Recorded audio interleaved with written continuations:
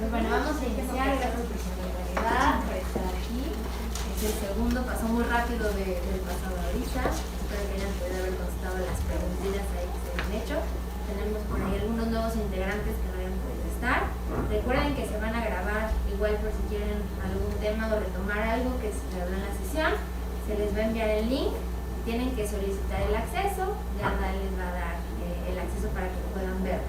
Si por algún motivo el pasado no lo pudieron ver, bueno, ahorita al finalizar le pueden preguntar a Dani una vez que les dé el acceso. ¿Va? Pues gracias, Dara, gracias. ¿Ya los conoces? Sí, ya han ido otra vez. Muchas gracias, Fer. Pues buenas tardes. Esto no, ahí está. Muchísimas gracias a todos por su asistencia. Y bueno, pues ya en la sesión pasada habíamos presentado un poco lo que vamos a trabajar en esta serie de conferencias o de talleres, y se les había quedado una tarea que tenía que ver con estas 3 preguntitas, ¿sale? ¿Qué consideras que es lo más hermoso de ser papá o mamá?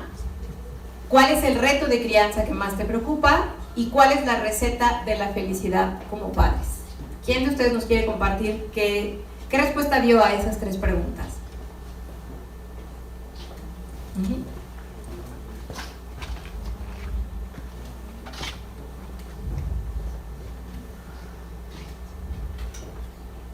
Bueno, en qué es lo más hermoso de criar, el vivirlo, ¿no?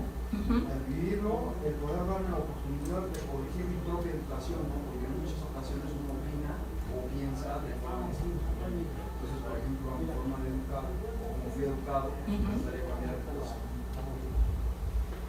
¿Cuál es mi reto sobre crianza? Es dejar a mi hijo como un buen ser humano, como un hombre de bien, ¿no? Ok. ¿Cuál es la receta para ser un papá feliz? Aceptar a tu hijo y disfrutarlo cada momento. Ok, muchas gracias. ¿Quién más? Adelante.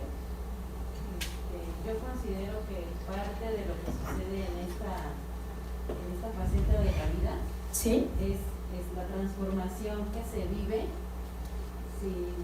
aunque sabes que van a cambiar muchas cosas, hasta que lo vives te caen muchos golpes y te das cuenta de toda la transformación que conlleva ser padre o madre. Entonces, ese ha sido como que para mí lo más revelador de esta etapa. Ok. ¿Cuál es el reto? ¿Qué es niño o niña? Niño y niña. Ok, ¿cuál es el reto con cada uno? El reto es esta adaptación, como lo menciona, porque si es ocupar, o sea, discernir, ocupar lo que tú recibiste en tu propia etapa, en tu época, pero a su vez es esa adaptación al cambio y esa visualizar cómo ya estamos en otra década, en otro tiempo, van a pasar otras cosas, y entonces esa adaptación de qué sí, qué no, y pues irle intentando balancear lo que les va a ser útil. Claro, romper un poco la rigidez con la que nos formaron a nosotros, ¿no? Y sobre todo cuando entran en juego otros elementos como por ejemplo la tecnología. A nosotros nos controlaban la tele, las horas frente a las caricaturas o las horas frente a las telenovelas o lo que sea que veíamos. Nosotros ahora tenemos que controlar un celular, una tableta, ¿no? O muchísima información que les llega de todos lados. Así es. Muy bien. ¿Qué consideras que podría ser parte de la receta de la felicidad como papás? Sí, yo no creo que haya como una receta. Hay demasiadas, pues somos personas y es casi imposible decir voy a hacer ABC con uno y voy a hacer ABC con el otro también. No, yo siento que no hay ninguna receta, pero ¿qué sí podría contribuir? Creo yo que como en todas las relaciones es el tema de la comunicación, pero más que incluso sí el hablar, pero el escuchar. Yo creo que en el escucha es donde realmente absorbes y tratas de ir, es donde entiendes, eres empático, ahí es donde viene gran parte del trabajo para que después lo puedas decir, ¿no? Hablar. Claro, compartir. Ok. Gran parte. Muy bien, muchas gracias. ¿Alguien más nos quiere compartir sus respuestas? ¿Allá atrás? Bueno, en la primera pregunta coincido con el papá el vivirlo, el día a día, vivirlo, cada momento, cada parte de tu hijo es totalmente nuevo para él y para uno. Entonces el vivirlo día a día creo que es lo más bonito. El reto de crianza que más me preocupa, los patrones, ¿no? Los patrones que traes como de tu misma infancia y que realmente a lo mejor no me gustan, el poderlos, no llevarlos a cabo en mis hijos, creo que es el reto mayor, ¿no? No repetir patrones. ¿Y cuál es la receta de la felicidad? Coincido que no hay receta, es el día a día vivirlo y con lo que tienes o puedes corregir de tu propia crianza, criar a tus hijos. Ok, muy bien, muchas gracias. Muy bien, el método de paternidad afectiva plantea estas 3 preguntas y también nos da sus respuestas. Ajá, acuérdense que lo que estamos conociendo es un método diferente. Entonces, cuando ellos preguntan ¿qué es lo más hermoso de ser papá o mamá? Ellos responden, lo más hermoso de ser papá y mamá es tomar la conciencia de que tenemos que ser o convertirnos o trabajar en nosotros mismos para ser papás efectivos y afectivos.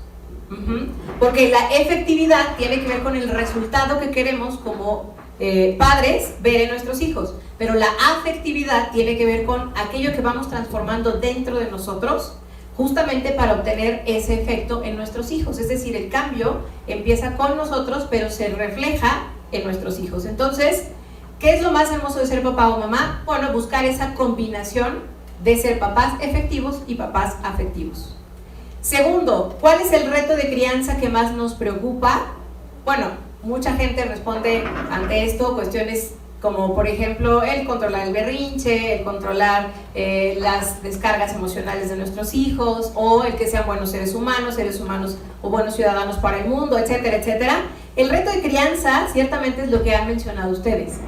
Vamos a cambiar nuestra propia crianza, es decir, nuestro reto mayor es sobreponernos a todos esos modelos o patrones de conducta que nos instalaron cuando nosotros éramos pequeños y que nosotros seguimos, y ahorita lo vamos a ver, nosotros seguimos repitiendo, si no igual, sí desde el mismo orden o la misma estructura. Es decir, a lo mejor no buscamos la disciplina con el grito y el golpe, pero de que estamos buscando la disciplina, la estamos buscando. Ajá. No buscamos el éxito a través de la coerción o de la exigencia tan dura como a lo mejor lo hacían con nosotros, pero sí queremos que nuestros hijos sean exitosos, ¿cierto? Esa fue la pregunta que a mí más me gustó trabajo, porque de alguna forma cuando era mi esposa, o sea, yo no sabíamos contestarle qué es lo que piensa ahorita de uno, también qué me gustaría al final. O sea, entonces era como... Claro. Pero bueno. Son las dos cosas. De hecho, hoy vamos a estructurar justamente qué es aquello que le vamos a dar prioridad. Porque ¿qué queremos de nuestros hijos? Una, que sí tengan conocimientos, ¿no? La parte de la información tiene que estar en ellos y tienen que aprender cosas. 2, la parte de la afectividad. Tienen que ser buenos seres humanos, ser personas felices o ser niños felices. Y 3, tienen que ser buenos ciudadanos para el mundo y tener valores, ¿cierto? Moral. Entonces, ¿qué es lo que nosotros hoy vamos a reestructurar? Bueno, la manera en la que nos educaron a nosotros. Cada uno de nuestros sistemas familiares nos puso en el tope algo que era como lo más importante. Ajá. Y para algunos de nosotros, por ejemplo, lo más importante es que fueras un niño de 10 en la escuela. Y no importaban tus emociones. Que tuvieras 10 era lo más importante para tu papá o para tu mamá, y entonces si ya tenías esa meta, tenías que trabajar por ella. Hay papás para quienes la calificación no es tan importante. Hubo otros a quienes educaron y les dijeron, bueno, tú vienes a ser feliz. Entonces, aunque me saque 6, 7, 8 en la escuela, no pasa nada, pero yo quiero ver un niño feliz o una niña feliz. O hay quienes fueron educados con el tope de la educación diciéndote, tienes que ser un buen hombre o un hombre de bien o una mujer de bien. Y entonces ahí la moral se sobrepuso a todo lo demás. No importaba que no fueras de 10, no importaba que no fueras felices, que no fuéramos felices, importa que seas un buen ciudadano para el mundo. Entonces, ese tipo de patrones los traemos bien instalados, solo que no nos hemos dado cuenta de bajo qué orden. Entonces, lo que vamos a ver es cómo lo tenemos estructurado nosotros para poderlo reformar al sacarlo con nuestros hijos. Porque al final del día es nuestra formación y es lo que vamos a replicar con nuestros hijos, pero lo vamos a hacer de una forma diferente. Y tercero, ¿cuál es la receta de la felicidad como padres? Paternidad afectiva dice que la receta de la felicidad como padres es que nosotros trabajemos para ser padres felices y no padres perfectos. Porque una de las cosas que se busca justamente con la paternidad afectiva es que nosotros empecemos a disfrutar de nuestra paternidad y maternidad, y en ese sentido, bueno, pues tendremos que reestructurar toda la parte que hay interna desde nuestro niño interno para ser papás felices y no ser papás perfectos, porque la perfección no existe. Entonces, esa es la parte de la recetita que iremos descubriendo. Y hoy vamos a ver esto, nuestro patrón reactivo. ¿Qué es un patrón reactivo? ¿Quién me dice? Algo que haces que te va creando una reacción, ¿no? A lo mejor es algo que yo hago y que mi hijo reacciona ante lo que estoy haciendo. Una conducta que se repite en automático, ¿no?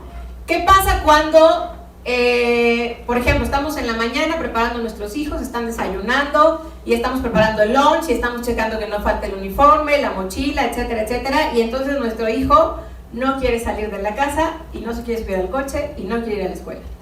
¿Cómo reaccionamos? Nos enojamos. Nuestro patrón reactivo es el enojo, ¿no? ¿Y qué hacemos?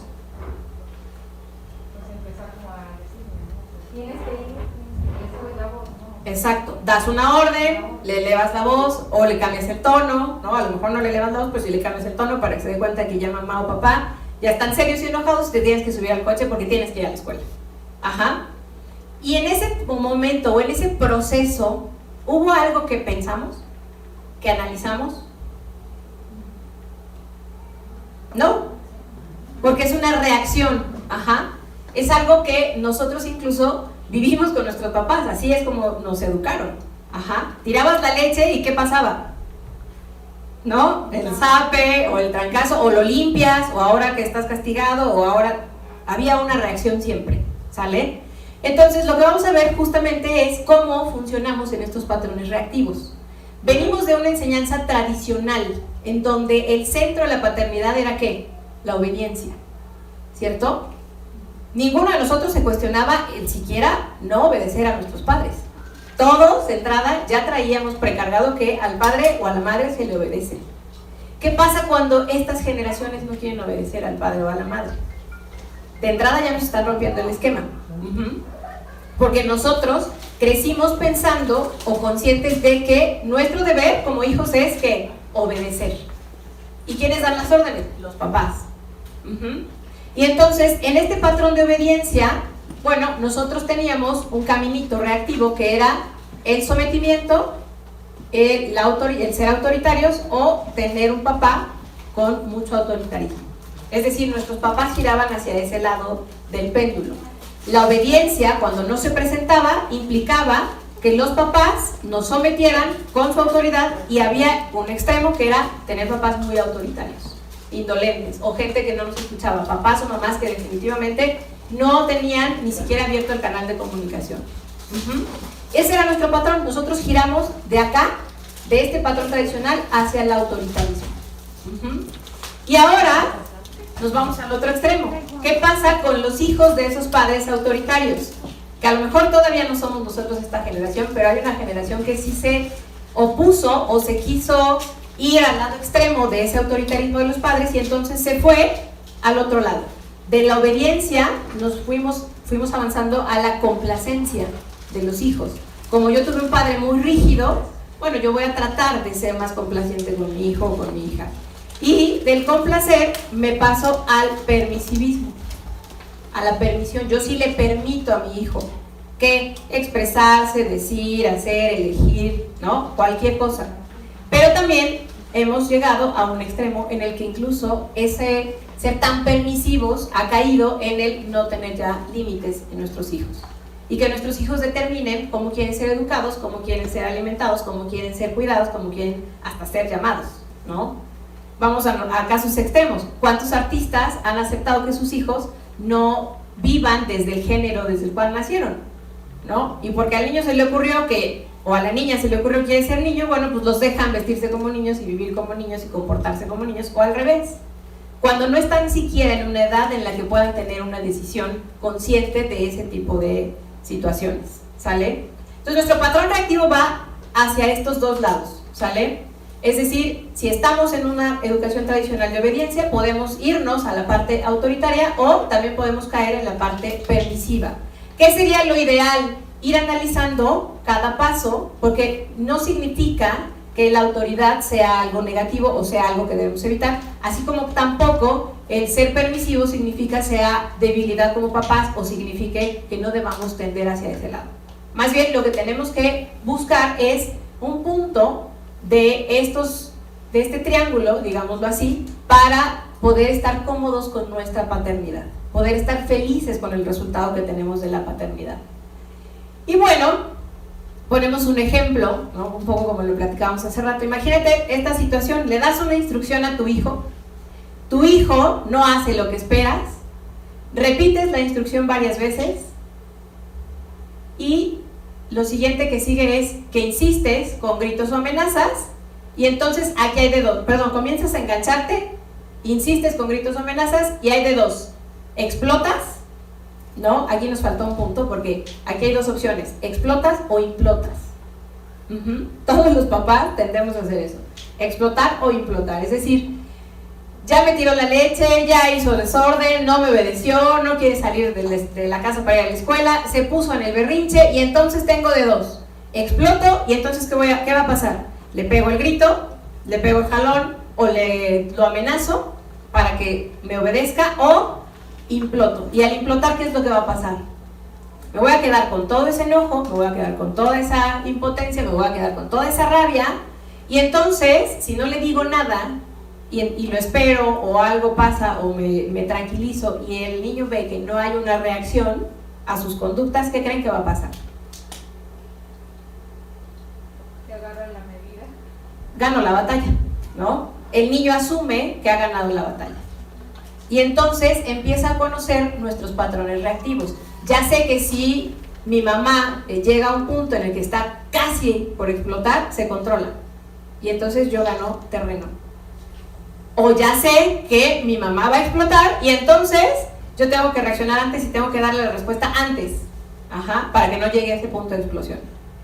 Es decir, los niños nos observan, nuestros hijos nos observan y nos van midiendo y van determinando cómo se van a conducir con cada uno de nosotros. Por eso no reaccionan igual con papá que con mamá. Por eso a veces con papá la obediencia es inmediata y con mamá no.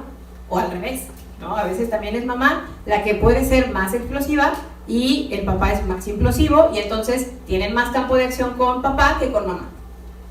Pero esta teoría que tú estás diciendo, si hay una previa educación o una previa enseñanza al niño, esto no sucede. Claro, pero si tú hablas con el niño, claro, con el ejemplo que estás poniendo de que sales de casa para irte a la escuela, tú hablas con el niño y dices, a ver, vamos a la escuela es esto, hay un horario, ¿no?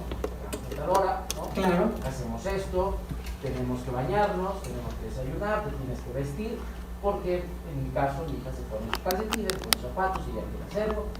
Hay un tiempo, ¿no? Y un proceso para poder salirnos y tenemos que llegar, ¿no? Claro. Entonces, si hablas con el niño, ojo, a lo mejor el niño un día amanece cansado, o se durmió tarde, o el papá tuvo un problema, lo que sea, puede haber esos picos de esto que pasa, una reacción no planeada, ¿no? Así es. Pero si el niño no sabe, entonces todo va a ser bien. Ahí habría un comentario adicional. Más que saberlo, es conocer el estilo del niño. Acá estamos poniendo un ejemplo extremo, pero ¿no? si al niño no se le dice, claro, ese proceso que lleva, si ni siquiera lo platicas o lo hablas, pues el niño no lo entiende. Dice, pues hoy no quiero ir, ¿no? Y claro. Y tú dices, no, ¿cómo no vas a ir? No tienes que ir. Pero si hablas previo, pues esto se va eliminando, ¿no? Hay otras consecuencias, ¿no? por supuesto. Pero esto comienzas a eliminarlo y haces más fluido las cosas, ¿no? Sí, de hecho, de eso se trata. Es decir, aquí estamos poniendo un caso extremo, ¿no? Suponiendo que tuviéramos un niño que no controlamos. Porque lo que estamos tratando de observar es nuestro propio patrón. Evidentemente con nuestros hijos los vamos condicionando desde que son pequeñitos. Les vamos enseñando el hábito. Y ellos son muy, muy rápidos en el tema de los hábitos. Se desarrollan facilísimo en el tema de los hábitos. Entonces, este ejemplo es más bien para observarnos a nosotros qué es lo que hacemos, cómo reaccionamos y cómo venimos condicionados. Ajá. Entonces, ¿qué pasa? Decíamos, en ese caso extremo, suponiendo que fuera cualquier situación, tenemos de dos: explotamos o implotamos la emoción. ¿De qué depende que explote o implote la emoción? De cómo me educaron a mí. ¿De qué me pusieron en el tope de mi educación o en el valor más alto de mi educación? Y si me pusieron que el valor más alto de mi educación son las emociones, entonces probablemente sí me pare, sí me detenga y quizá implote la emoción. Pero si me pusieron que en el valor más alto está la responsabilidad y la moral, entonces probablemente explote la emoción. Y entonces, como sea, yo tengo que lograr el objetivo. Aunque eso no signifique tener la mejor respuesta como papá. ¿Sale? ¿Y después qué viene? Bueno, pues sí, después viene la culpa por preguntarnos si hice bien, si hice lo correcto, si fue lo mejor, si mi hijo está bien, si no lo lastimé, si el grito no fue tan fuerte, etcétera, etcétera. ¿Sale? Pero esto lo que nos ayuda a observar es justamente cómo es que nosotros reaccionaríamos ante un caso en el que estás manejando este tipo de situaciones en las que tu hijo o no te escucha, o no quiere, o no va, o simplemente, como decía el papá, bueno, pues amaneció de malas, ¿no? La tripa le amaneció chueca y no quiere ir a la escuela y no quiere obedecer y no quiere hacer nada. Ajá. Los niños, cuando no muestran sus emociones, no significa que no las sientan, las van acumulando y también llega un momento en el que las explotan, ¿sale? Y si no las explotan a nivel afectivo, las explotan con una enfermedad, es decir, con un síntoma biológico, ¿sale? La temperatura, por ejemplo, es mucho enojo en los niños. La diarrea es mucho miedo en los niños. Y así, muchos de los síntomas que van presentando nuestros peques son una forma de limpiar o de liberar esas emociones que han ido acumulando o implotando. ¿Y por qué las implotan? Porque están ellos también entrando en un patrón de conducta que nosotros les estamos enseñando. ¿Sale? Muy bien. ¿Qué creen que sientan nuestros hijos cuando explotamos? Puede ser miedo. Miedo. ¿Qué más? Ira. ¿Qué más? Incertidumbre. ¿Qué más? Tristeza. ¿Qué más?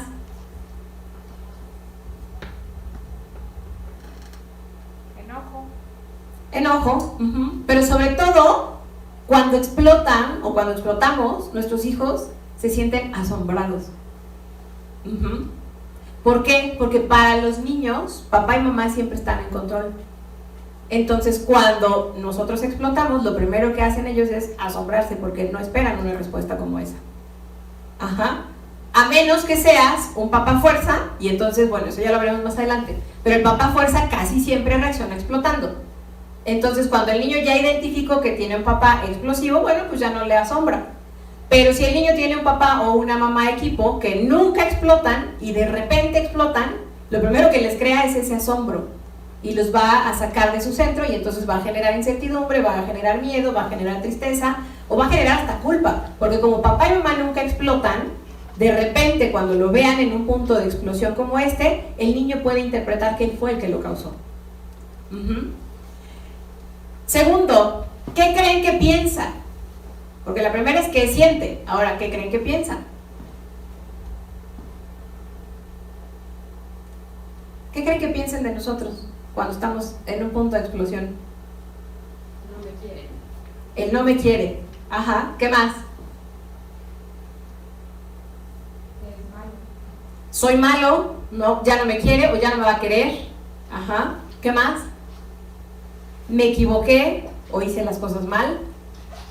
O esto es mi culpa. ¿Sale?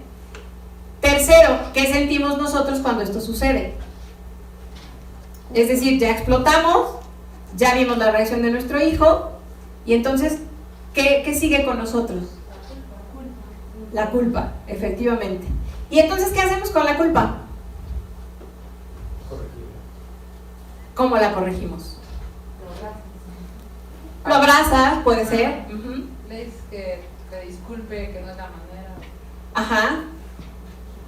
Nos disculpamos o tratamos de explicarle por qué nos comportamos así, ¿cierto? Muchas veces creo que también tratas de compensarlo, ¿no? ¿Cómo los compensamos? Depende del tamaño del grito. Ok, ¿un ejemplo? Sí, pues es que la mayoría de las veces cuando explota y realmente como papá te das cuenta después de un rato que no era para tanto, o sea que si a lo mejor te tardaban unos momentos en subirte al coche, en ponerte la ropa, pues al final no pasó nada, ¿no? O no pasa nada grave. Entonces cuando de verdad te das cuenta de que gritaste por de más. Exacto, pues sí tratas de compensar a veces, ¿no? Y es, a veces creo que necesitamos decirle, ¿sabes qué? Pues sí, me pasé, pero pues también claro, entiendan, ¿no? Porque creo que sí, digo, no es que crean, sí entienden mucho más que nosotros. Claro, por supuesto. Los niños están más conectados con sus emociones y con las nuestras que nosotros mismos. Mi hijo, por ejemplo, es muy chistoso porque él dice que me lee las cejas, ¿no? Y entonces él dice, mamá, hoy tienes cejas de enojada, hoy tienes cejas de triste, hoy tienes cejas de feliz, hoy tienes todas las emociones que él conoce, ¿no? Tiene 5 años, pero me ve las cejas y dice, mamá, estás estresada, ¿verdad? Y yo, no, mi amor, voy pensando en otras cosas. No, porque tienes cejas estresadas. Ajá, ellos conectan con nuestra emoción, ellos saben cómo estamos a nivel afectivo. Lo que sucede es que nosotros somos los que nos desconectamos de esa conciencia. Ajá, y entonces sí, puede ser que te pasaste en el grito, te pasaste en la reacción y lo que pensamos es en cómo compensarle a nuestro hijo que ya me pase, ¿no? La paternidad afectiva lo que te diría es, no tienes que compensarle nada, tienes que abrirte, dejar que él te conozca o ella te conozca. Y es simplemente aceptar y decirle, mi vida, mi amor, o como le llames, perdóname, estoy muy estresada, perdóname, no lo pensé, perdóname, exageré en el grito, perdóname, pero te pido por favor que cuando te pida algo, o cuando te dé una orden, o cuando te solicite que te subas, lo hagas por favor, si ya me viste estresada. O si ya te dije que vamos tarde, o si ya te dije que estamos llegando tarde a la escuela, o que ya estamos saliendo tarde de casa, ¿sale? La paternidad afectiva lo que dice es, métete en el mundo del niño, pero deja que él también entre a tu mundo. Entonces, abrirnos como papás y aceptar que también somos personas que explotamos, que nos enojamos, que no controlamos la emoción, o que a veces no tenemos incluso ganas de hacer nada, también es parte de que nuestros hijos nos conozcan. Y de que ellos vayan identificando que efectivamente papá y mamá también tienen sus momentos de explosión, de tristeza, de asombro, de duda, de incertidumbre, de miedo, porque pareciera que de repente ellos interpretan que a nosotros no nos pasa nada, porque no nos dejamos ver esa parte de la emocionalidad. Y es todo lo contrario, tendríamos que dejarlos ver nuestras emociones y dejarlos conocer cómo reacciono yo ante esas emociones para que ellos también vayan aprendiendo a hacerlo. Un niño iracundo normalmente se vuelve iracundo porque tiene en casa una figura iracunda. Y aprendió que una forma de sacar todas las emociones es la ira. La ira se vuelve como ese canal o como ese tubo que saca cualquier emoción. Y como papá era iracundo y era de los que pegaba el golpe en la mesa y era de los que gritaba y era de los que ordenaba y era de los que casi mentaba madres, bueno, pues el niño asume que así se sacan todas las emociones.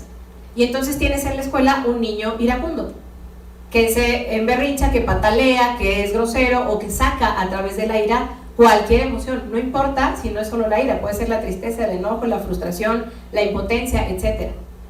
Y lo mismo, cuando tenemos en casa una mamá o un papá que nunca explota o que nunca saca una emoción o que nunca sabes cómo está, ¿no? Esos papás del no pasa nada, y no pasa nada es no pasa nada, nunca me ve de malas, nunca me ve de buenas, pero nunca me ve tampoco en ninguna emoción, ¿no? Somos como muy planos. Entonces el niño o la niña también asumen que la emoción se reprime. Y entonces cuando están en la adolescencia, en una depresión, y nosotros les decimos, ¿pero qué te pasa? Explícame, ¿qué sientes? No saben decirte qué sienten porque aprendieron a reprimir la emoción. Y ese tipo de conductas son aprendidas ni siquiera porque se los enseñemos directo, son aprendidas porque lo ven o lo observan y lo internalizan. Los niños son una proyección directa de nuestras emociones. Entonces, por ejemplo, cuando llegan a terapia, pues llegan a terapia a trabajar una emoción que no es suya, es una emoción que es de papá o de mamá. Y entonces, ¿qué pasa? Nosotros tenemos que empezar a hacernos responsables de esas emociones, o hacernos responsables de nuestros patrones reactivos, o hacernos responsables simplemente de conocer nuestra propia emoción o la forma en la que reaccionamos ante ciertas circunstancias. ¿Sale? Muy bien, vamos a empezar más bien a analizar cuál es el orden de nuestro patrón reactivo. ¿Sale? Vamos a poner un ejemplo. Tenemos 3 casos acá, ¿sale? Un niño de 3 años que queremos que coma, ¿de acuerdo? Un hijo de 12 años al que le pedimos que acabe la tarea. Y un hijo adolescente con el que estamos negociando ciertas cosas, a lo mejor una salida o lo que quiera, ¿sale? En este tipo de situaciones, ¿cuál creen que sería la prioridad? Les vamos a pasar una hojita para que nos apoyen con sus respuestas. Si nos hacen favor de tomar una cada quien y pasarlas hacia atrás. No, esas se las van a quedar ustedes. Las plumas sí, ¿verdad?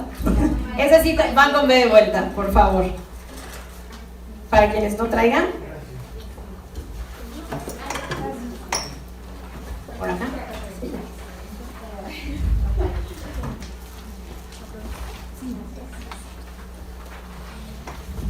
Muy bien. Supongamos que tenemos estas 3 condiciones. Entonces, como papás, ¿qué haríamos? ¿Cuál es la prioridad? ¿Que coma o que el niño de 3 años coma o que el de 12 haga la tarea? O arreglar nuestra situación con el adolescente. Que termine la tarea el adolescente, o que coma el niño de 3 años, o que terminemos de negociar con el otro adolescente. Que me obedezca el tercer adolescente, o que termine la tarea, o que coma el niño de 3 años. Es decir, ¿a qué le daríamos prioridad de estos 3 hijos o de estas 3 situaciones? ¿A quién le daríamos prioridad? Tomando en cuenta que tenemos a los 3 niños. Sí, asumamos que tengamos a los 3 en casa. Y tienes un adolescente que quiere salir. Y entonces tú le dices que no, porque hay COVID, pero el otro está metido en que sí quiere ir y que va a estar protegido y que va a hacer una reunión chiquita, etcétera, ¿no? Y tienes en ese mismo momento a un hijo de 12 años que no acaba la tarea y tiene un montón de tarea y lo ves distraído en la tele o en el teléfono. O sea, responder algo que no hemos vivido. Es un ejemplo. Así es. Queremos hablar de China y no hemos ido a China, pues, pero somos papás y tenemos herramientas. O sea, como que supongamos. Sí, es una suposición. ¿Sale? Sí, si gustan. ¿A qué le daremos prioridad? ¿Al niño de 3 años? ¿A la situación del de 12 o al tercero? Imaginemos que tenemos una familia compleja con 3 hijos, de diferentes edades además. ¿Qué sería lo más importante para nosotros como papás? ¿A quién atiendo primero? ¿A quién escucho primero? ¿O con quién negocio primero?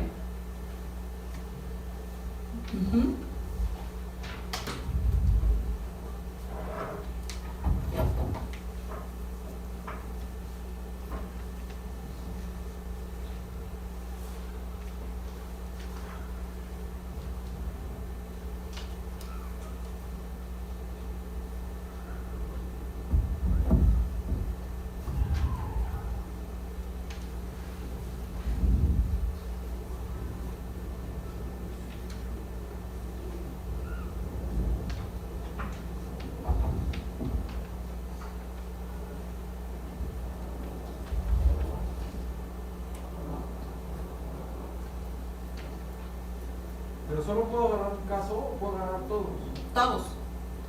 Vamos a asumir que tenemos a los 3 hijos en casa. Ok, de los tres contesto todas las preguntas. Diferente con cada uno. O sea, ¿tengo que ver a qué le doy prioridad o tengo que poner que coma o la solución a que coma? Sí, a ver, la pregunta es, ¿cuál es la prioridad realmente? ¿Que coma, que termine la tarea o que obedezca cualquiera de los 3 hijos. Son 3 hijos diferentes.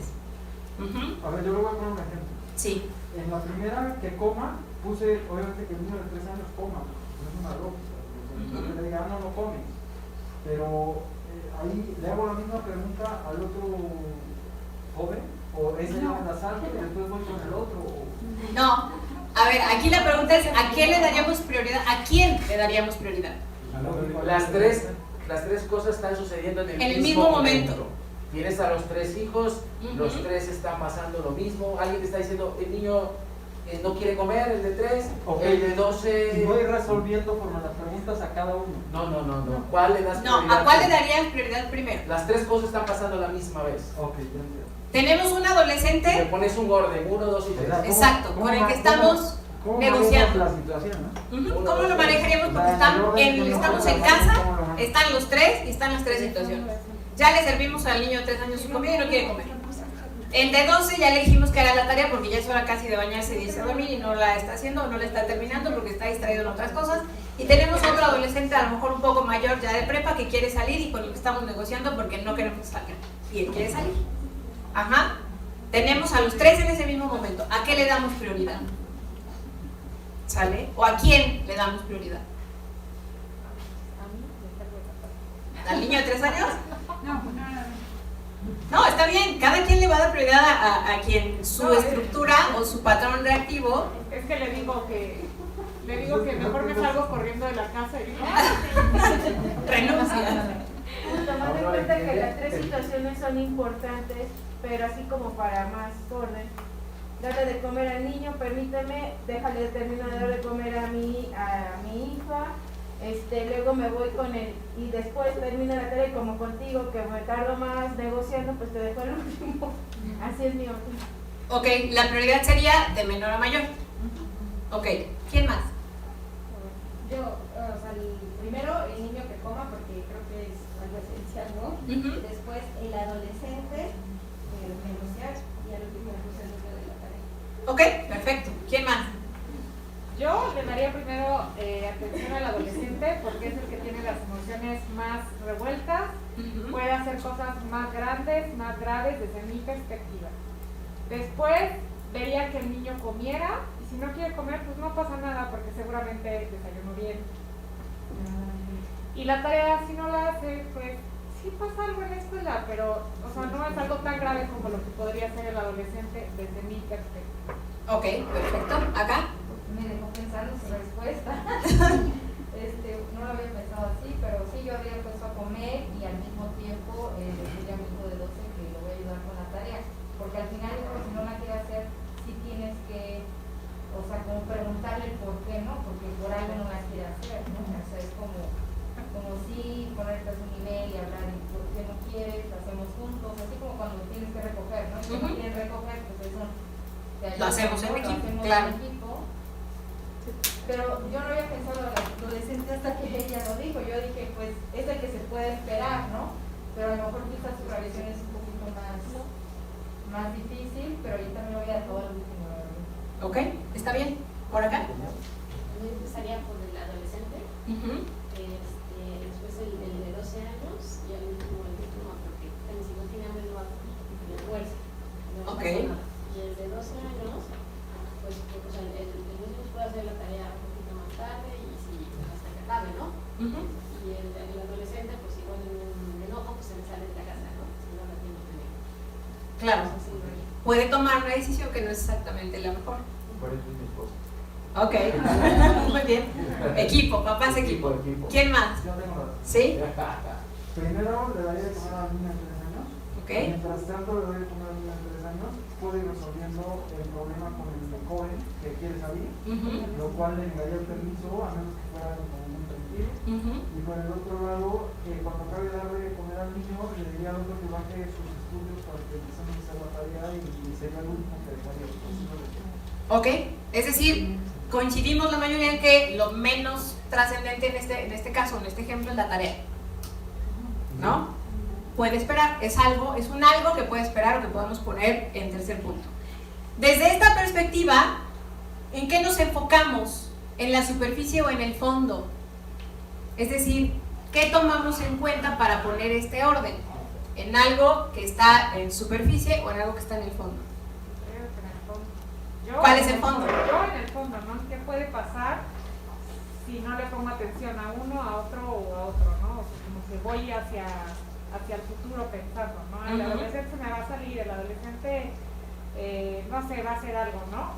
Al niño no le pasa nada si no come ahorita porque pues no tiene hambre. A la tarea no pasa nada, o sea, sí es grave en la escuela, pero pues no pasa nada, al fin y al cabo esta tarea no es algo grave. Claro. Entonces, yo siento que es en el fondo. ¿Qué sería darle prioridad a la superficie? Pues no pensar en las emociones, ¿no? Que está haciendo muy bien, o sea, solamente decir, pues eso es la prioridad, a lo mejor como muchos habíamos pensado, lo de comer, ¿no? Porque dices, pues es una necesidad, ¿no? Fisiológica, entonces dices, lo voy a enfocar en eso, sin pensar en realmente los sentimientos que está teniendo el adolescente, todo eso. Yo siento que si estás en la superficie es un, espérate y ahorita es importante esto cuando no estamos pensando en lo que él realmente está sintiendo, pues hasta el rechazo, ¿no? De tú no eres importante en este momento. ¿Ok? ¿Qué más sería la superficie? Yo creo que es la tarea, o sea, el niño que tienes que cumplir porque tienes que ser un niño bien en la escuela, tienes que estar en los primeros lugares. Creo que esa es la superficie. Bueno, ¿Por qué sería parte de la superficie? Porque así me educaron. Entonces, como a mí me educaron para ser el mejor en la escuela, hay que darle prioridad a la tarea. Ajá. Porque si no le das prioridad a la tarea, entonces vas a tener una consecuencia que es que a lo mejor no alcanzas el 10 en la escuela. La superficie sería pedir una respuesta o dar una solución en la que no estoy pensando en ninguno de los tres niños, sino en mi patrón, en cómo me educaron a mí y en lo que a mí me exigiría primero mi mamá o mi papá. ¿Qué harían nuestros padres ante una situación así? ¿A quién atenderían primero de todos los hermanos? Yo creo que al niño, ¿no? Mucho. Al niño puede ser, ¿o a quién? sí, al chiquito. Al chiquito, ¿no? ¿Por qué? Porque nuestros padres asumían que una vez que ya pasabas a la adolescencia, bueno, pues ya casi te das cargo de ti mismo. Y tus emociones, pues manéjalas, ¿no? O siempre nos decían, bueno, está en la adolescencia. Es aceptable que esté de malas, esté deprimido, se le va a pasar, ¿no? Nuestros papás casi nunca tomaban en cuenta nuestras emociones y asumían que todo pasaba. O que nada pasaba. No pasa nada si está deprimida, no pasa nada si está enojada, no pasa nada si está triste, no pasa nada. Ajá. Muy bien. Ya veo por qué no me estaba. Muy bien. Tenemos entonces algo que se conoce como el triángulo de la educación. Y el triángulo de la educación consta de 3 elementos.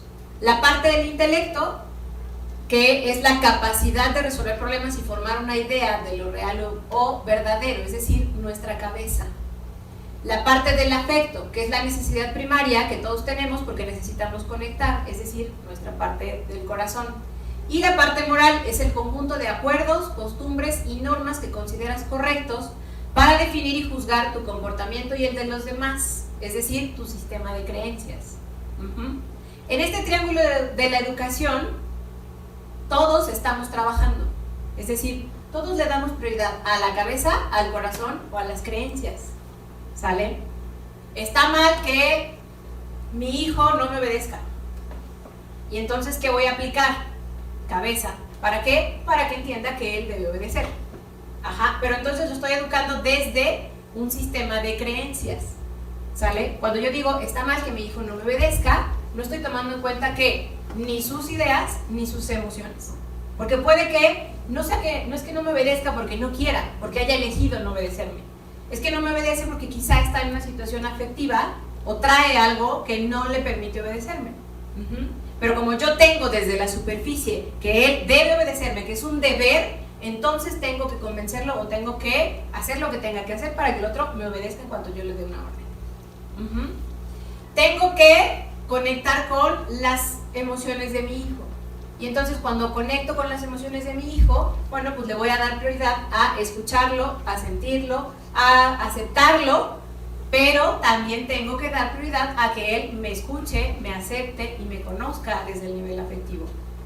O también puede ser que estemos muy metidos en la parte de la cabeza y entonces la meta como papá sea tener hijos excelentes. de excelentes calificaciones, excelentes lugares, reconocimientos, logros y todo lo que tiene que ver con la parte cognitiva o con la parte de la cabeza. Por eso hay papás diferentes en cada escuela. Hay papás a quienes les importa mucho el 10, hay papás a quienes les importa mucho que su hijo esté feliz en la escuela, y hay papás a quienes les importa mucho que haya valores y moral en la escuela o en mi hijo, ¿no?, dentro y fuera de la escuela. Son 3 niveles de este triángulo de la educación, pero aunque tomamos en cuenta todos, le damos un orden diferente. Es decir, hay papás para quienes el 10 no es tan importante. ¿Por qué? Porque está priorizando la afectividad o la moral. Hay papás para quienes el 10 es muy importante y entonces está priorizando la cognición o el conocimiento por encima de la afectividad y la moral. Y hay para quienes lo más importante es tener hijos que se adapten a un buen sistema, que respondan bien a una sociedad y que sean buenos ciudadanos, y entonces están dando prioridad a una educación basada como tope en la moral, aunque sus emociones o la parte cognitiva, bueno, pues no estén en un punto de excelencia. ¿Sale? La pregunta es, ¿a qué le damos prioridad cada uno de nosotros? ¿Qué pones en el tope de ese triángulo educativo? ¿La moral, la educación o la parte cognitiva o la parte afectiva? ¿A qué le damos prioridad? A la felicidad. Esa sería la parte afectiva. Primero pongo la afectividad en la punta de nuestro triángulo educativo y luego la moral. Y por último, la cabeza o el conocimiento. Muy bien, esta familia tiene ya su triángulo de la educación muy claro. Y es una de las cosas que cuando entró a Lisa de Trinity fue lo que me pedí. Claro. Mi hija sea feliz. Y si ella se siente contenta acá, pues estará acá. Si no se siente contenta y no está integrado a esto. Claro. Exacto. Es decir, el modelo educativo también contribuye a ese triángulo educativo, ¿no? Muy bien, ¿quién más? ¿Quién más tiene claro cuál es el orden de ese triángulo? ¿A qué le dan prioridad? Igual, afectividad, moral, intelecto. Afectividad, moral e intelecto al final. ¿Ok? ¿Quién más está en esa misma dinámica? ¿Sí? Digo, sin embargo, a mí me tocó diferente, ¿no? Era intelecto, luego moral y luego afecto, pero mi esposo y yo sí ya tenemos así, afecto, moral. Sí, creo que todavía muchos de nosotros somos de esa generación a la que nos dieron prioridad en la casa a la parte del intelecto. Porque venimos de un sistema credencialista, ¿no? Donde nos decían, tienes que estudiar, tienes que tener un título, tienes que ser el mejor para que tengas un buen trabajo, y un buen trabajo es un buen salario, y un buen salario es un buen nivel de vida, ¿no? Era como esa formulita que nos vendieron y desde la cual nos educaron para tener el logro académico. Sí, porque ellos venían de una educación de posguerra, ¿no? Y la Claro. posguerra fue lo que hizo. Claro, credencialismo, así es. Entonces a nosotros nos priorizaron la parte de la cabeza, ¿no? Casi no tocaron la parte afectiva, o muy pocos papás tocaron la parte afectiva. Y la parte de la moral también era priorizada. Era el buen comportamiento, era el buen conducirnos socialmente de manera correcta, el ser buenos hombres, buenas mujeres, ¿no? O como nos decían, hombres y mujeres de bien. Entonces era la cabeza, la moral y luego el afecto. ¿Cuál es la parte que hoy queremos priorizar? En el método de paternidad afectiva es esto: primero el afecto, luego la moral y al final el intelecto. ¿Por qué? Porque eso rompería nuestro patrón reactivo. El patrón reactivo es el que viene desde la cabeza, desde la mente, desde donde nos dijeron que teníamos que funcionar. Sí, pero ese patrón reactivo ya no es funcional para nuestros hijos. Nuestros hijos tienen otras necesidades y están en una sociedad diferente y tienen recursos diferentes, herramientas diferentes y retos diferentes. ¿Cuál era nuestro reto? Terminar una carrera. ¿Cuál es el reto de nuestros hijos? Ser felices. Hay universidades en Estados Unidos que ya incluso están metiendo dentro de sus materias la logoterapia. ¿Por qué? Porque se están dando cuenta de que hoy los seres humanos no saben ser felices. Hay estudios incluso que establecen que los niños empiezan a presentar depresión entre los 6 y 7 años. Hoy. Cuando antes la depresión a lo mejor era algo que te venía después de un quiebre muy fuerte, como una separación, un divorcio o un fracaso o algo por el estilo. Hoy los niños presentan depresión entre los 6 y 7 años. ¿Te imaginas lo grave que es eso? ¿No? Que nuestros niños en esas edades empiecen a tener ya una experiencia depresiva que además los lleva a terapia o los lleva a medicación o los lleva a tener una etiqueta aquí que no se quitan el resto de su vida. Porque cuando hay un diagnóstico que dice tienes un hijo depresivo, el niño se lo cree. Y entonces crece y dicen, cuando son adolescentes o cuando son ya adultos, es que yo fui un niño depresivo. O yo tiendo a la depresión. Y entonces ya conectaron y ya se identificaron con esa emoción y ya condicionaron su vida a una situación como la depresión. Y esa es la parte grave. Ahora, la depresión es lo de menos. Ya no hablemos del suicidio o ya no hablemos de la sexualidad, porque también son otros dos ámbitos que los niños ahora están presentando como situaciones bastante frecuentes en estas generaciones, ¿no? Cosas que para nosotros eran todavía lejanas, porque ¿a qué edad empezamos nuestra vida sexual? Bueno, no me digan porque es muy íntimo, pero en promedio, pues ya sobrepasamos un poco la adolescencia, ¿no? Y hoy los niños están iniciando su vida sexual antes incluso, en la preadolescencia. Y eso es grave. Y es grave no solo no por una cuestión moralista, sino es grave porque es el estímulo que viene de fuera y es una mala información y es una mala interpretación y es una identidad equivocada de la sexualidad que les viene de otros medios que no somos nosotros. Luego ya la identidad de género. Además, es otro tema. ¿no? Que ahora ya hay no sé cuántos géneros y ya hay un chorro de desviaciones y hay un chorro de elecciones y hay un chorro de todo. Y entonces ahora nuestros hijos tienen un reto mucho mayor. Por eso debemos priorizar la parte afectiva, porque si nosotros les enseñamos a ser seres humanos felices o seres humanos que se conocen, entonces podemos criar o podemos darles al mundo seres humanos que pueden ser perfectamente funcionales. Y disminuir en gran medida toda esta enfermedad social que traemos y que venimos cargando desde nuestra generación.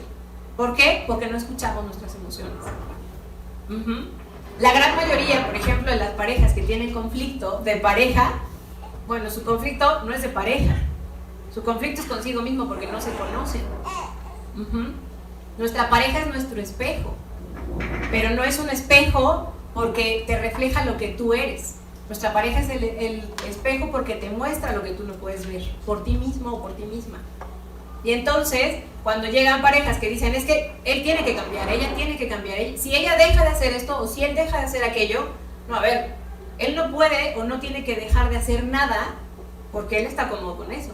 A la que le incomoda es a ti. Entonces lo que tenemos que observar es qué te mueve a ti, que no te gusta, que te incomoda, que te raspa y por eso quieres que el otro cambie y deje de hacerlo fuera. Porque no nos conocemos. Porque normalmente la conducta del otro puede ser que esté tocando una herida mía o una emoción no sanada que es mía y que yo no sé que la traigo ahí dentro. Y el otro me la muestra porque me lastima. Y entonces como el otro me la muestra, yo digo, él me lo provoca. Y no es así. Es como los niños cuando se raspan, ¿no? Se raspan la rodilla y entonces ¿qué pasa? Si nosotros le tocamos la rodilla le va a doler. ¿Sale? Pero no fue nuestra culpa que le doliera la rodilla, ¿cierto? Porque el niño ya la traía raspada. Bueno, a nivel emocional es igual. Si yo traigo una herida que no sé que traigo, pero el otro me la toca y me lastima, entonces aquí voy a ver como que me lastimó es al otro. ¿Pero por qué? Porque nosotros venimos de generaciones en las que nos educaron para pensar y priorizar la cabeza y no las emociones. Y entonces nos hemos convertido en seres humanos tan complejos que queremos cambiar el mundo desde el otro, hacia afuera. Por eso la paternidad afectiva le apuesta a que nosotros cambiemos el mundo ahora con estas generaciones y con nuestros niños, pero desde dentro. Que nuestros niños se conozcan, que nuestros niños se conecten, que nuestros niños asuman esa parte de la afectividad y que desarrollen una afectividad sana. Y una afectividad sana no es estar siempre feliz. Una afectividad sana es simplemente reconocerte con la emoción que vienes funcionando el día de hoy. ¿Cuántos de ustedes hoy se dieron cuenta de con qué emoción vienen funcionando? ¿Cómo amanecieron hoy? ¿Felices, alegres, tristes, cansados, estresados, hastiados? ¿Cómo? ¿Cansados? Bueno, el estar cansado no es una emoción, es una condición. ¿Qué te lleva a estar cansada? ¿De qué estás cansada? a lo mejor de las prisas del día a día, de tener responsabilidades, de sentir que no tienes tiempo para terminar tus cosas, etc. Pueden ser miles de razones. Pero ¿cuántos de nosotros realmente somos conscientes de con qué emoción nos levantamos hoy? Mi hijo, por ejemplo, es muy chistoso porque en el primer momento que abro su cuarto y le digo, mi vida, buenos días, ¿cómo amaneciste? Me hace... Y entonces digo, amaneció de malas, ¿no? O le abro la puerta al cuarto y ya está despierto y entonces es un ¡mami!, ¿no? Y entonces ya sé que está feliz. Ajá. Tenemos una gatita, entonces también mi hijo, cuando la gatita entra y le hace así como de vete, es que hoy no está tolerante y no, la gatita ni se le acerca. Pero cuando él está de buenas, la gatita se sube con él y entonces la abraza y la besa y la apapacha y está de buenas con él, con ella. Es decir, nuestros hijos sí nos muestran cómo están ese día en la emoción, desde el primer momento, desde el primer contacto. Y esa es la herramienta que nosotros tenemos que utilizar a nuestro favor para conectar con esas emociones. Y entonces, ¿qué pasa? Bueno, pues si ya vi que mi hijo hoy no amaneció tan de buenas, ¿qué voy a meter? ¿La cabeza, la afectividad o la moral? La afectividad, efectivamente, ¿no? Es decir, tengo que ser empática con su afectividad y bueno, pues a lo mejor hoy no le exijo el 10 o no le exijo tanto el buen comportamiento. Le doy chance de que se conecte con su emoción. Y ya por la tarde o ya en algún momento le pregunto, ¿por qué amaneció de malas? ¿O por qué amaneció intolerante? ¿O por qué amaneció poco alegre o como sea, ¿no? Es conectar con su emoción, pero no dejarla pasar. Es sí, más tarde retomar ese tema y decirle, a ver mi amor, ¿por qué amaneciste así como de malas? ¿O cómo te sientes en la mañana? ¿Por qué me hiciste? Y ya te cuenta, ¿no? Por ejemplo, mi hijo si tiene pesadillas se levanta de malas. Ajá. Y a veces se levanta muy de buenas porque también tuvo un buen sueño. Entonces, ellos siempre nos están conectando con sus emociones. Lo que sucede es que a veces nosotros no tenemos la atención necesaria para observarlos y ver desde dónde están funcionando hoy. Porque no sabemos ni dónde estamos funcionando nosotros. Tarea diaria. Pregúntate, en el primer momento del día en el que abras el ojo, ¿cómo amaneciste hoy? Pregúntate tú solito. En lugar de, bueno, sí a la esposa y al esposo, por supuesto, pero pregúntatelo tú. ¿Cómo amanecí hoy? ¿Cómo me siento hoy? ¿O cómo me quiero sentir hoy? Y desde esa perspectiva, bueno, pues cómo me voy a relacionar hoy con mis hijos, con mi pareja, con el mundo, con mi jefe y con todos los que me rodean. ¿Sale? Muy bien, ¿hasta aquí hay alguna pregunta? ¿No? Muy bien, vamos avanzando entonces. Fercita, no seas malita, ¿me avisas cuando ya tengamos poco tiempo? Para que no me pase. 20 minutos. Ok, perfecto. Muy bien, ser una mamá o papá efectivo significa estar en conexión conmigo para después hacer las cosas entrando al mundo de mi hijo, para tener una relación feliz y un hogar en armonía. ¿Sale? Ahora va la pregunta del millón. ¿Cómo le hago para estar en conexión conmigo? Sanando mis heridas de la infancia. Sanando mis heridas de la infancia, ¿sí? Aprendiendo a identificar tus emociones. Identificando nuestras emociones, ¿sí? ¿Qué más?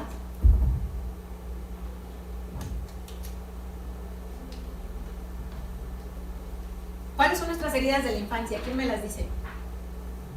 Vergüenza,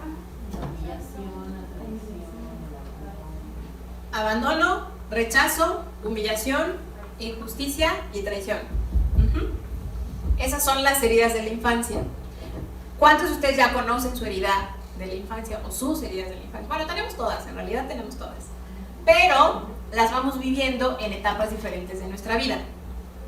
¿Cuáles fueron las dominantes en tu infancia? Injusticia. La injusticia. El abandono y la traición. El abandono y la traición. ¿Ok? La traición. La traición. ¿Qué más? Injusticia. Bueno, ¿y qué hacemos con esas heridas? vamos a terapia y gastamos mucho dinero. En el mejor de los casos. Es decir, en el mejor de los casos vas a terapia y las trabajas. En el peor, Y en el caso de cuando no sabemos qué hacer con la herida, vivimos con la máscara. La máscara que nos provoca esa herida. Ajá. ¿Cuál es la máscara del abandono?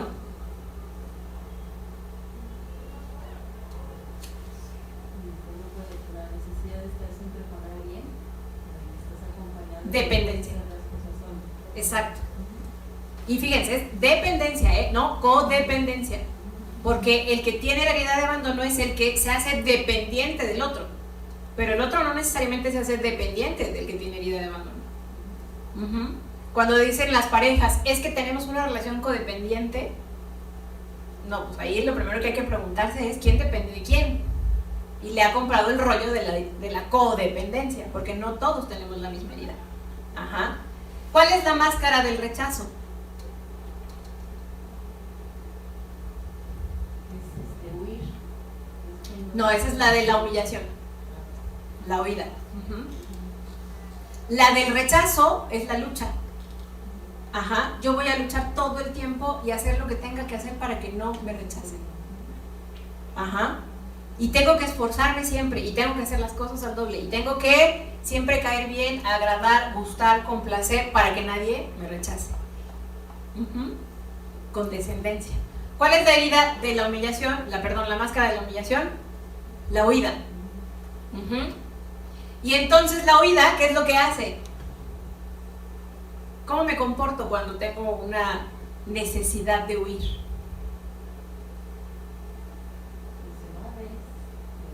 Evades y no te comprometes. Son estas personas que están en relaciones de pareja, pero tienen un pie adentro y un pie afuera. Ajá. Porque están esperando que el otro haga algo, entre comillas, que a mí me signifique o que se asome un poco la humillación o mi herida, y entonces saco el otro pie y me voy. Huyo. Ajá. Y por eso no se comprometen. Les da miedo entrar a una relación de compromiso porque tienen miedo a ser heridos nuevamente. ¿Cuál es la máscara de la injusticia?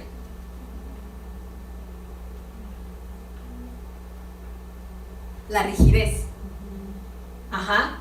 Y la rigidez es que yo soy muy rígido, muy duro, primero conmigo mismo o conmigo misma. No me permito fallar, no me permito equivocarme, no me permito tener errores, y cuando lo hago o cuando los tengo, hay un diálogo mental que está todo el tiempo ahí lacerando, diciéndote, pero ¿por qué lo hiciste? ¿Pero por qué? Si ya habías visto, y ahí vas, y te dijeron, y lo presentiste, y de todas maneras, y ahí está, ¿no? Torturándote esa cuestión moralista de rigidez, de que no te deberías permitir el equivocarte. Pero la rigidez también va hacia afuera, y entonces no permites que el otro se equivoque, no eres flexible hacia afuera, y la misma rigidez que aplicas a ti, se la aplicas al mundo. ¿Cuál es la máscara de la traición? El control. Y entonces debo tener todo bajo control, porque es la única manera en la que me puedo asegurar de que alguien o algo no me traicione, de que no me vean la cara. Lo peor que le puede pasar a una persona que tiene herida de traición es que le vean la cara. O que le mientan. La gente que dice es que no tolero que me mientan, no tolero la mentira, tiene una herida de traición. Y entonces estás frente a una máscara del controlador o la controladora. ¿Sale? Muy bien, entonces una de las formas o el primer camino para conocernos o conectar con nuestras emociones es identificar cuál es nuestra herida de la infancia o cuáles son nuestras heridas de la infancia, porque podemos tener más de una. A veces una herida nos las genera papá y otra herida nos las genera mamá. Papá se tiene que ir a trabajar cuando yo estoy en la primera etapa de la infancia y se va a otra ciudad, y entonces siento el abandono. Y luego nace mi hermano o mi hermana, y entonces mi mamá le da prioridad a mi hermano o mi hermana y me siento rechazada. Entonces ya tengo dos ahí, abandono y rechazo. O estoy en una familia tradicional donde están mamá y papá juntos, pero ¿qué creen? Pues resulta que me entero en la primera etapa de la infancia, entre mis 0 y mis 7, pues de que tengo un hermano fuera de la familia o fuera del matrimonio de mis papás. Y entonces ahí hay una traición. O puedo tener un Edipo con mi padre o con mi madre, un Edipo o un Electra según corresponda, pero ¿qué creen? Mi papá o mi mamá, bueno, pues quieren más a otro de los hermanos o a otro de los hijos, y entonces me siento traicionado o traicionada. Es decir, las heridas se generan en la infancia por situaciones que no necesariamente son ni agresivas, ni violentas, ni tan evidentes. pero se generan y nos dejan a nosotros una máscara con la que vamos funcionando en el mundo, y esa máscara además es la que le damos a nuestros hijos. ¿Sale? Entonces, imagínate cómo te observa tu hijo. Desde qué herida te estás mirando tú, y esa herida es la que está mirando también tu hijo. ¿Y qué creen? Casi siempre se las heredamos. Si tú no lo resuelves y lo sanas, se lo heredas.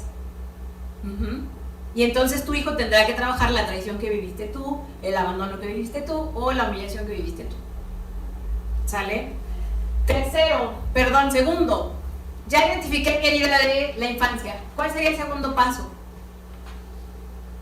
Y bueno, ya que la identifiqué, obviamente se hacen cargo, ¿no? La resuelven, la trabajan, van a terapia, van a un curso, van a leer un libro, lo que sea, ¿no? Perdonan a mamá, perdonan a papá, lo que sea que tengamos que hacer para sanar la herida de la infancia. ¿Cuál sería el segundo paso para conectar con nuestras emociones? O para conocernos a nosotros mismos en el aspecto afectivo. Aceptarte tal cual eres. Aceptarnos tal cual somos. Pero hay un paso antes. ¿Por qué necesitaríamos aceptarnos? Para poder aceptar las admiraciones, lo que es, como es. Ajá, porque alguien me ha dicho que no he hecho algo bien, o que no estoy bien, o que no soy la buena o el bueno. Quitar los buenos y los malos. Exacto. El paso que sigue después de sanar es quererse, ¿no? Quererse así. Bueno, sí y no, porque ahí les va. En este método, lo que vamos a ver es que hay 4 vasijas, ¿no? Que son las que van a fundamentar el yo sano. Y en el yo sano el amor es el último. Primero va la seguridad, luego va la confianza, va la valoración y por último el amor. Curiosamente. ¿Pero por qué? Porque vamos a fundamentar un yo sano desde una paternidad afectiva. Entonces, suponiendo que ya lo aplicáramos a nosotros, bueno, nosotros ya nos conocimos en la herida. Y una vez que nos conocimos en la herida, nos sanamos o resolvemos esa herida. Después de sanar eso que nos lastima, tendríamos que buscar ¿qué? Nuestro conocimiento de nosotros mismos. Conocernos, para sentirnos seguros de quiénes somos. Para saber cómo es que yo me muevo en el mundo, desde dónde me muevo en el mundo. Tercero, ya que me conozco, ya que sé quién soy, entonces me valoro. Es decir, ya establezco quién soy y por qué valgo. Y ya no necesito buscar la valoración del otro, o que el otro me mire, o que mi papá y mi mamá me valoren. Me valoro yo solo. Y ya que me reconozco, ya que sané, ya que me reconocí, ya que me valoré, ahora sí, me amo y me acepto con todo esto que soy. ¿Y qué significaría que me amo con todo lo que soy? Que ya sé cómo funciona. Ya sé que es prioridad para mí, ya sé que es prioridad para mí como pareja, ya sé que es prioridad para mí como papá, como mamá, ya sé que es prioridad para mí como madre formadora o criadora de hijos. ¿Sale? Creo que esto se desconectó, ¿se escucha bien? No, ya ahorita vienen para acá para ok. O se le acabó la pila o algo, ¿no? Muy bien, entonces vamos a, esta nos vamos a sacar un poquito y vamos a empezar con esto, ¿sale? ¿Cuáles serían los fundamentos de un yo sano? En paternidad afectiva se habla de 4 vasijas, ¿sale? La seguridad, la confianza, la conexión o valoración y el amor, ¿sale? ¿Han escuchado esta moda del colecho? ¿En qué consiste el colecho? Darle seguridad y confianza a tu bebé. ¿Cómo? Poniéndolo junto a ti. Exacto. ¿Por qué? Porque hay una esterogestación después de 9 meses que bebé estuvo adentro y necesitas sentir ese calor tuyo, porque bebé aún no conoce que es un cuerpo diferente al de la mamá y necesita ese contacto con la mamá. Sí, aunque es más simple. Es decir, ahí ya lo humanizamos. El colecho tiene que ver con un programa arcaico, un programa que está en el cerebro reptil. Y el cerebro reptil lo que dice es, eres una cría que está indefensa y que está en constante peligro. El mundo es un lugar peligroso. Ajá. Exactamente igual que cualquier cachorro de cualquier especie animal. Entonces nuestros hijos son como esos cachorritos que están indefensos en el mundo. Y cuando se sienten inseguros o cuando sienten que en el ambiente puede haber algo que les representa amenaza desde su cerebro reptil, ¿qué hacen? Buscan la seguridad de la madre o del padre. ¿Y cómo es que sienten esa seguridad? Muy simple, por el olor. Las hormonas que emitimos papá y mamá le dan al niño esa seguridad de sentirse protegido, porque es como ese cachorrito que ya sabe que está ahí su mamá o su papá para defenderlo. Entonces cuando hacemos un colecho, el niño cada vez que se siente en peligro regresa a esa zona de seguridad. Cada vez que se siente endeble regresa a la zona de seguridad. Cada vez que se siente vulnerable está en esa zona de seguridad porque está ahí mamá y papá. Por eso es suficiente a veces con que le dejemos una prenda de mamá y la abuela. Porque es un cerebro, un programa arcaico de seguridad, no hay más. Ajá. Después de ese lapso, que es prácticamente el primer año de vida, en el que el niño asume su seguridad, porque ya sabe que no está en peligro, o que si está en peligro, ahí está mamá y papá, va a pasar a una segunda vasija, que es la de la confianza. Ajá. ¿Y cómo se da la confianza? Bueno, porque el niño va a entrar entre los 2 y 4 años a la etapa en la que empieza a explorar el mundo. Y esa es la etapa en la que nuestros niños andan metiendo los deditos en los hoyitos de la pared, en los conectores de electricidad, que se llevan todo a la boca, ¿no? Es la famosa etapa oral, ¿sale? Y entonces, en ese momento, nosotros tenemos dos opciones. Nos volvemos esos papás protectores y entonces tenemos de dos. O tapizamos la casa de tal forma que esté segura, pero lo dejamos explorar, o lo reprimimos a él o a ella para mantenerlo seguro, que no se lastime, pero no lo dejamos explorar. Ajá. Le dejamos que se embarre la comida, que coma solo, que experimente, que trate de comer como pueda, a riesgo de que, pues bueno, quede todo sucio y le tengamos que cambiar la ropa, o lo tengamos que bañar, o tengamos que lavar la cocina, o lo que sea. O le quitas el control de su alimentación y entonces tú lo alimentas civilizadamente con una cuchara, pero ya le reprimiste el instinto de alimentarse por sí mismo. Ajá. Y entonces, ¿qué va a pasar?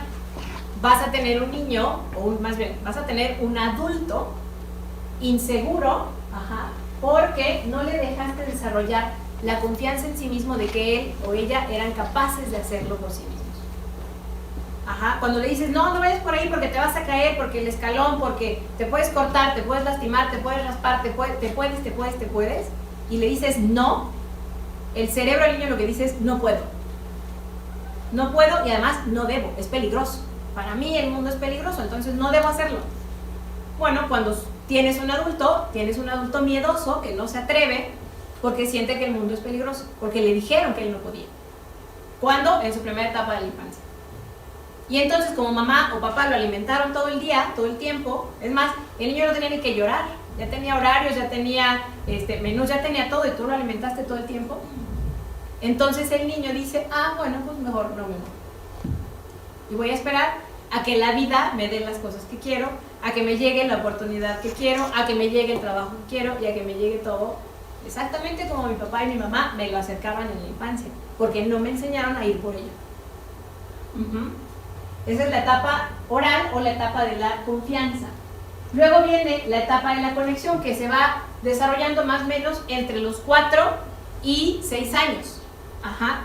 Y se dan cuenta que esa es la etapa en la que nuestros hijos nos dicen para todo, mírame, mira cómo brinco, mira cómo pinto, mira cómo canto, mira cómo bailo, mira qué tan alto llego, etc. Es un mírame.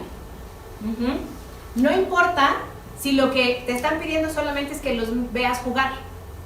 A veces no te piden que juegues con ellos, solo te piden que los mires jugar. ¿Por qué? Porque es la etapa en la que ellos hacen conexión y se sienten valorados, se sienten vistos. Ajá.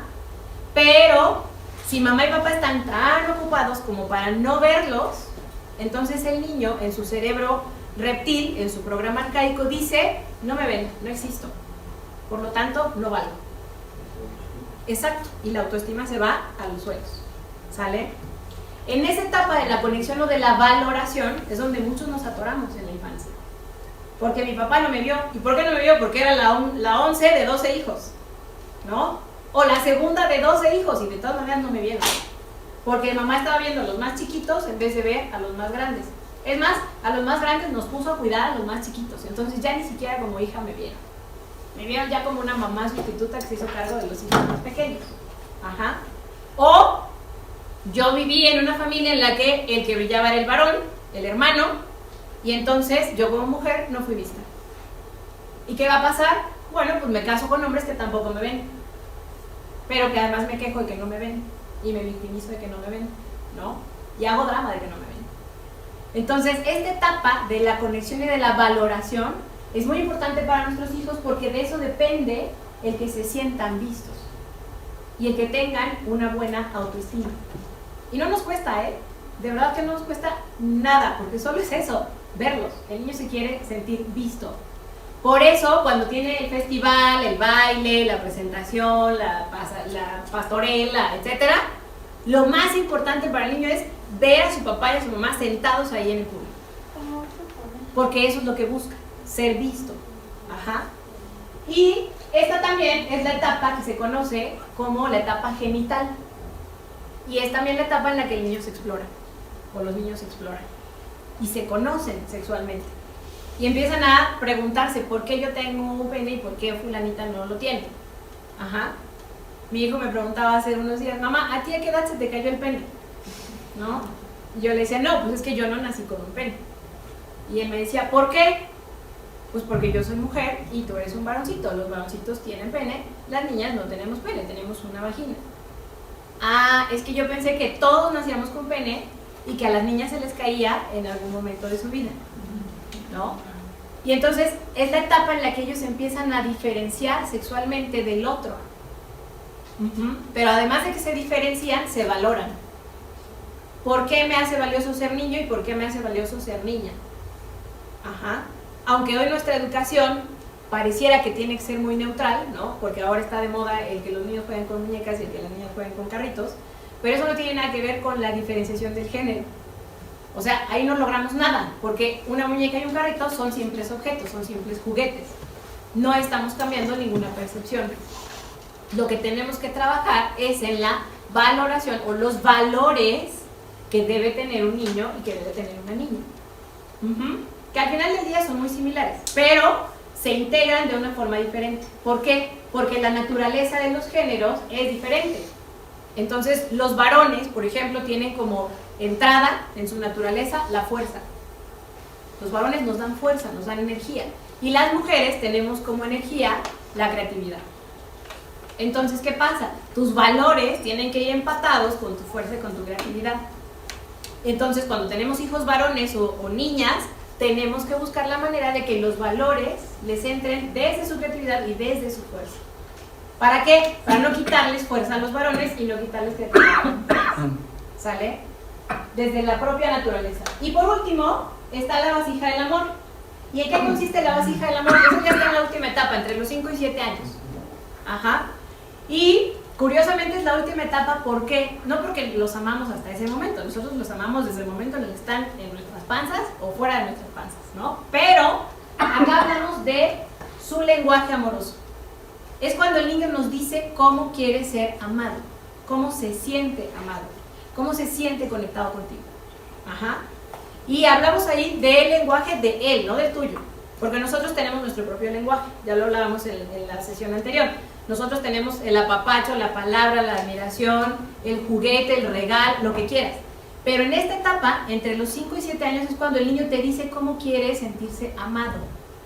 Ajá. Y entonces empieza la etapa en la que te dice, ya no me beses, mamá. No me gusta que me beses, ¿no? O ya no quiero que me des besos. Pero, cuéntame un cuento. O vamos a platicar. O vamos a jugar. O vamos a ver la tele juntos. O peíname. O hazme trencitas. O hazme tal. Es decir, los niños nos empiezan a decir cómo les gusta sentirse amados.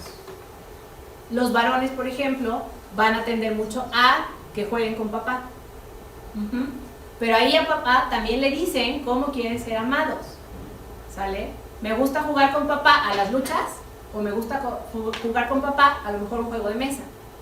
O no me gusta jugar con papá, pero me gusta acompañar a papá cuando papá está lavando el carro, arreglando algo y está ahí, ¿no? Pendiente con papá. Y esa compañía, esa conexión es lo que al niño le está diciendo cómo le gusta tener la atención de papá.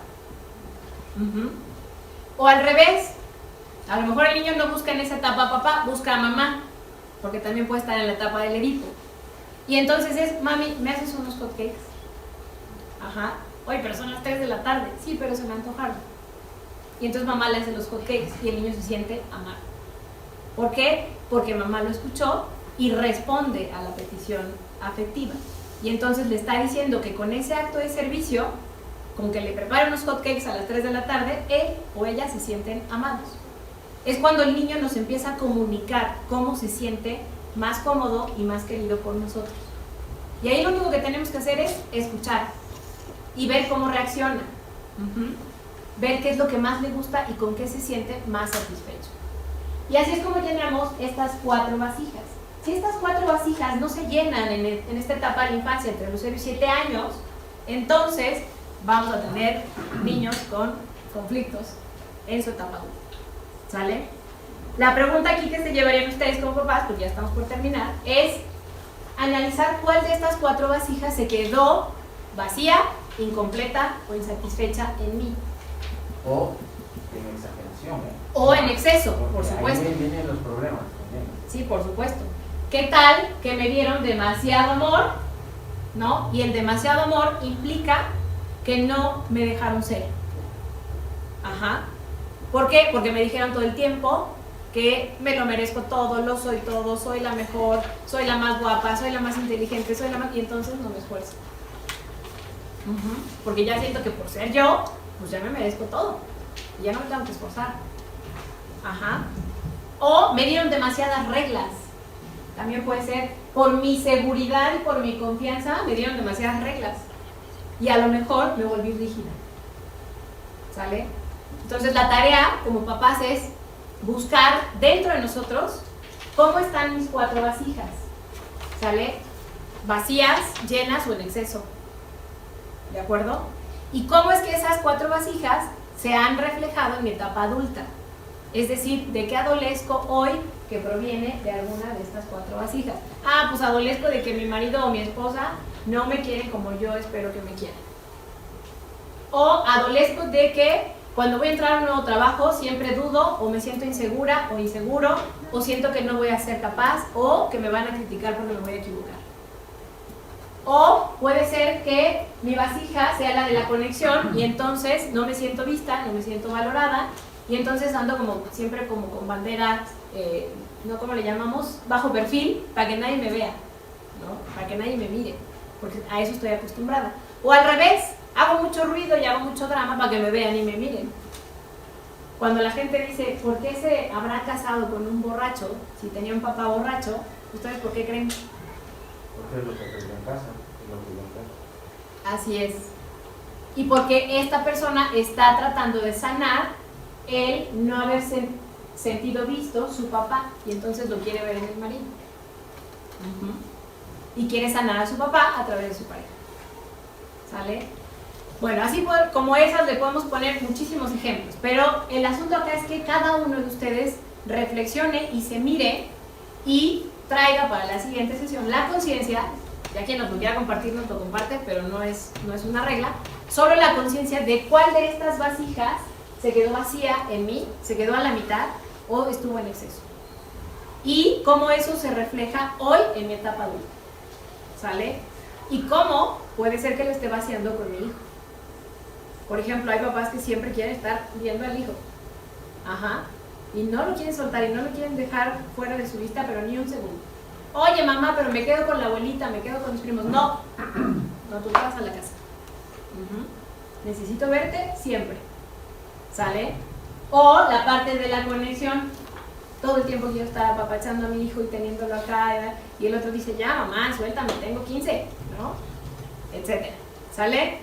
Muy bien, pues con esto cerramos nuestra sesión de hoy y ya para la siguiente que vamos a ver ahora sí cómo se aplican los fundamentos del yo sano y cómo lo vamos a aterrizar con nuestros hijos, solamente se llevan esa pequeña tarea de reflexión.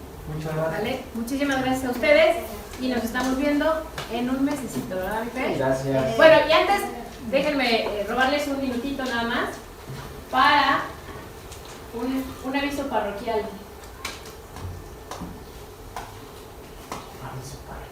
Un aviso parroquial, sí. Es decir, un taller al que los quiero invitar, que se llama Fundando el amor de pareja desde el amor propio.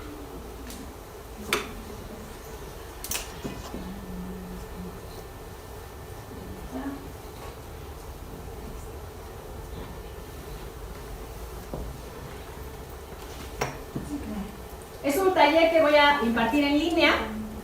Todos, bueno, en este caso se va a impartir en diciembre, 2 veces por semana, y está planteado de esta forma. Son 5 sesiones, 30 días de trabajo, y lo que vamos a hacer es reprogramar, resignificar todos los contenidos que traemos desde el inconsciente en la pareja para una de dos: que formes una relación de pareja distinta, si es que no la tienes, ¿no? Una relación fundada en el amor propio.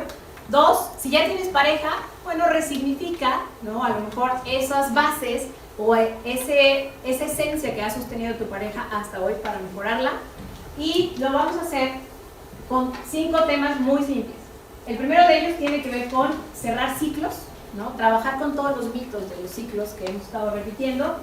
Luego, mitos sobre los que fundamos el amor, es decir, qué historias nos contamos y que seguimos buscando en nuestra relación de pareja, sobre la cual hemos fundado nuestra relación de pareja. Principio del vacío para iniciar relaciones amorosas. Aquí básicamente lo que hacemos es que le regresamos a nuestros papás todos sus significantes de lo que tiene que ver la pareja, nos vaciamos de todas esas creencias equivocadas e empezamos a construir nuestras propias creencias. 4, herramientas y dones que posees para construir una relación de pareja basada en el amor propio. Y aquí trabajamos una herramienta bien interesante que se llama Ikigai, en la que vamos a trabajar o a diferenciar 2 cosas, que es propósito de vida y realización plena. Cómo yo logro mi propósito de vida y encuentro mi realización plena para compartirme con el otro, desde un fundamento del amor propio. Y por último, una invocación de pareja alquímica. ¿Qué es una invocación de pareja alquímica?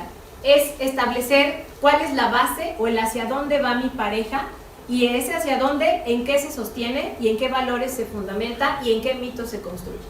Pero ya desde una conciencia personal, ya no desde lo que traemos desde el inconsciente de papá, de mamá o de las historias que nos hemos contado.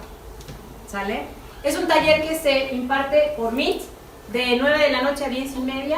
Va a ser los martes y viernes de diciembre hasta el 21, porque ya después el siguiente es 24, y tiene un costo de 1,200 pesos. ¿Sale? Para ustedes, por ser parte del cole, bueno, lo pueden tomar en pareja por el mismo costo. ¿Sale? Entonces, a quien le interese, bueno, me mandan un WhatsApp y con gusto los vamos registrando. ¿Cuándo empieza? Empieza el... Ay, con la fecha. Es el segundo martes de diciembre. ¿Sale? Por las tardes. En la noche, de 9 a 10:30. Como es en línea, justo lo pensamos ya cuando los niños estaban dormidos, ya cuando les dimos de cenar, ya cuando se fueron a la cama, y entonces nos dedicamos 1 hora y media a nuestro trabajo personal. Perdón, no escuché la hora. De 9 a 10:30. Todos los martes y viernes de diciembre, de 9 a 10:30 de la noche, y lo pueden tomar en pareja desde casa. Y se quedan grabadas las sesiones, es decir, si alguien, por ejemplo, mi esposo tuvo trabajo y no lo pudo tomar, la sesión se queda grabada y con todos los ejercicios y actividades para que puedan retomarlo después. O igual, quien no pueda, porque a lo mejor tuvo alguna actividad o algo que le impidió llegar a la clase, bueno, se queda grabado y después la vuelven a ver. ¿Sale? A la hora que guste y en el momento que guste. Bueno, pues ahí está la invitación, se llama Fundando el amor de pareja desde el amor. Ahora sí, muchas gracias y nos vemos en un mes. Gracias.